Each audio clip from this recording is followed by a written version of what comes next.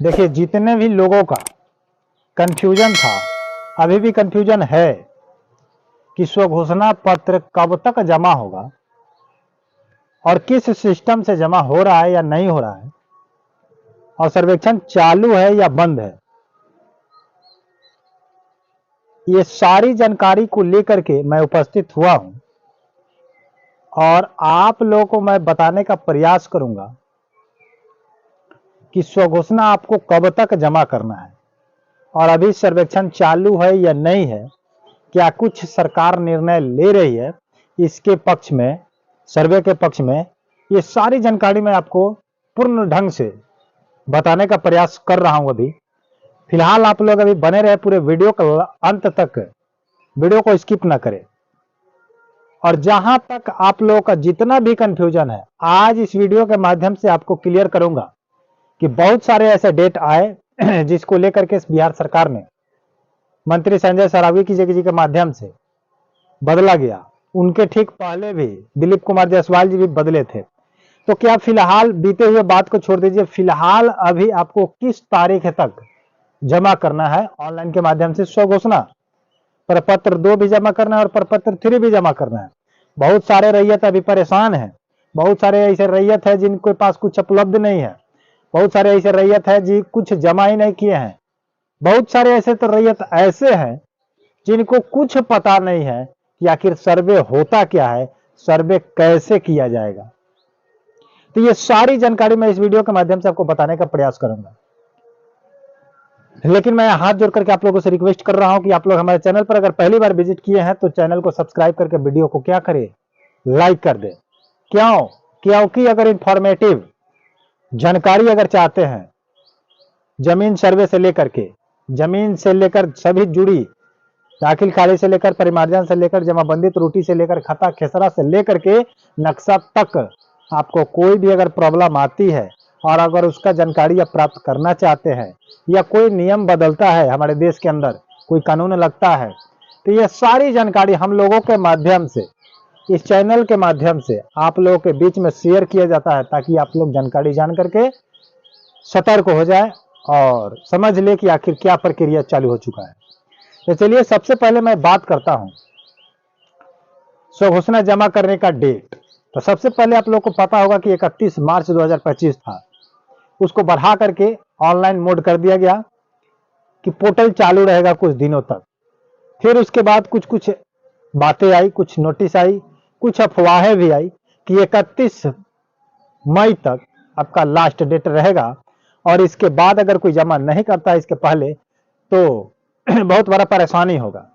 लेकिन मैं बता दूं कि 31 मई आपका पार हो चुका, आज है आपका 8 जून, और इसी 8 जून के तहत मैं बात करता हूं जो कल की बैठक में जानकारी प्राप्त चली है।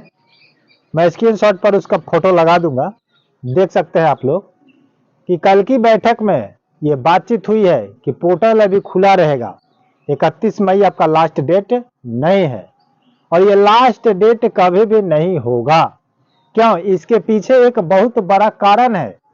कारण क्या है कि जब तक विधानसभा का चुनाव जो आने वाला है ये नहीं हो जाता है तब तक सर्वे का काम आपका डिले चलेगा, पूरा स्लो चलेगा। आपको पता नहीं होगा कि सर्वे हो रहा है या नहीं हो रहा है, क्योंकि उस पर एक्टिव नहीं किया जा रहा है। किसी काम पर किसी अधिकारी को एक्टिव प्रेशर नहीं आ रहा है कि आप इस काम को करें। क्यों? क्योंकि ज्यादा अगर प्रेशर दिया जाएगा तो हो सकता है कि चुनाव को लेकर के कुछ इधर उधर मामला हो जाए, उलट फेर हो जाए और इसका सजा, इसका भुगतान सरकार को करना पड़े, बिहार के सरकार को करना पड़े, मुख्यमंत्री को करना पड़े, राजस्व विभाग के मंत्री को करना पड़े। समझ रहे कि नहीं? इस चीज को देखते हुए पूरा विभाग सतर्क है और इस पर काम कम कर रहा है। लोग कुछ नई नई अपडेट डाल दे रहा है, लोग कुछ नई जानकारी दे रहा है लोग, जिसके अंतर्गत सभी लोग क्या करें, उसी में उलझे रहे। कुछ दिन पहले आप लोगों को टोल फ्री नंबर दिया गया था, तो क्या टोल फ्री नंबर जो दिया गया है, टोल फ्री नंबर, उस पर आप लोगों को बात हो रही है?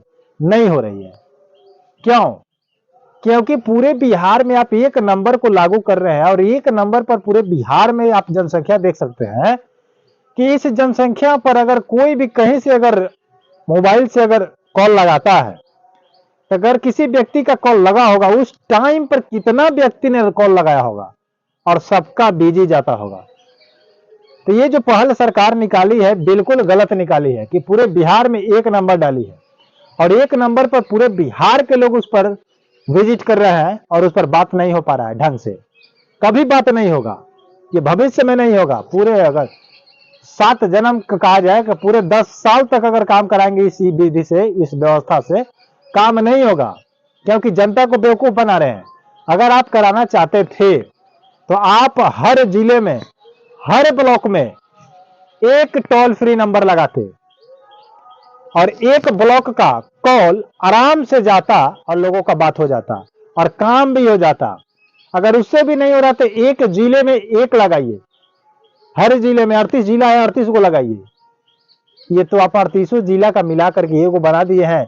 38 जिला से जहां से जो है वहीं से कॉल दबा रहा है, आपका काम नहीं हो पा रहा है, जनता का काम नहीं हो पा रहा है। तो जब काम नहीं होगा, तो यही काम जब नहीं हो रहा है तो जनता बेवकूफ बन जा रहा है और आगे चल करके जब इसका गुस्सा फूटेगा, कुछ अलग कदम उठाएगा जनता, तब आपका नुकसान पड़ सकता है।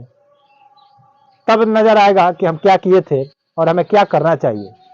तो मैं उम्मीद कर रहा हूं कि अगर आप चाहते हैं कि अभी भी कुछ बदल जाए, तो हो सकता है कि आप जिला वाइज आप टोल फ्री नंबर लगाइए जिससे बात हो जाए, क्योंकि अभी किसी का बात नहीं हो पा रहा है। आप झूठ मूठ के ड्रामा कर रहे हैं आप लोग, ये नंबर दे दीजिए, वो नंबर दे दीजिए, और कहीं पर कोई काम नहीं हो रहा है, कहीं पर कोई बात नहीं हो रहा है। समझ रहे बात को? लेकिन सर्वे वाले जितना भी स्व घोषणा अभी तक जमा नहीं किए हैं, उन लोगों के लिए मैं बता दे रहा हूं कि जब तक आप लोग माइंड में फिक्स कर लीजिए कि जब तक इलेक्शन नहीं हो जाता तब तक आपका टाइम आपके पास है, आपका टाइम है, लास्ट डेट कोई नहीं है। आप स्व घोषणा अनलिमिटेड अभी जमा करेंगे, करते जाइए। आपको जो सुविधा जैसे जैसे मिल रहा है वैसे वैसे अपना कागजात को इकट्ठा करें और अपना स्व घोषणा को डालें, क्योंकि लास्ट डेट का कोई अंतिम तिथि तय नहीं है कि आपका पोर्टल बंद हो गया और कल से जमा नहीं लिया जाएगा। हाँ, सर्वे का लक्ष्य जो है आपका 31 दिसंबर 2026 रखा गया है। ठीक उसके पहले इलेक्शन का काम कर लिया जाएगा। इलेक्शन के बाद हो सकता है कि सरकार अपनी एक्टिव मोड में हो जाए और प्रेशर दे करके काम कराए। लेकिन हमें लगता है कि अगर फिर से अगर उस सरकार का चेयर मिल जाए, सरकार का फिर से यही सरकार फिर से अगर आ जाती है चुनाव जीत करके, फिर भी यह सर्वे आपका टाइम से नहीं हो पाएगा। इसमें बहुत बड़ा टाइम लगने वाला है, क्योंकि जितना आसान ये लोग सोच रहे हैं उतना आसान नहीं है, क्योंकि उलझे वाला प्रक्रिया है। भूमि विवाद जो है बहुत दिनों से चलते आ रहा है और इसको सुलझाना इतना आसान बात नहीं है। तो टोल फ्री का जो सुझाव मैं दिया हूं, संजय सरावगी जी, अगर आप सुनते होंगे तो आप इस पर विचार कीजिएगा, ताकि जनता का कुछ भी भलाई हो जाए। टोल फ्री के नंबर से आपका एक भी तो काम आपके माध्यम से सुधार हो जाए, एक भी काम आपका सही से हो जाए तो झंडा आपका लहर जाएगा। लेकिन आपका एक भी काम नहीं हो पा रहा है सही से। जितना काम आप निकालते हैं, जितना अपडेट निकालते हैं, फ्लॉप मार रहा है, फ्लॉप मार रहा है। ठीक उसी प्रकार से कहीं आप भी फ्लॉप ना हो जाए। ठीक है, मैं कुछ नहीं कहूंगा ज्यादा। मिलते हैं नए वीडियो के साथ, नए अपडेट के साथ। तब तक के लिए जय हिंद, जय भारत।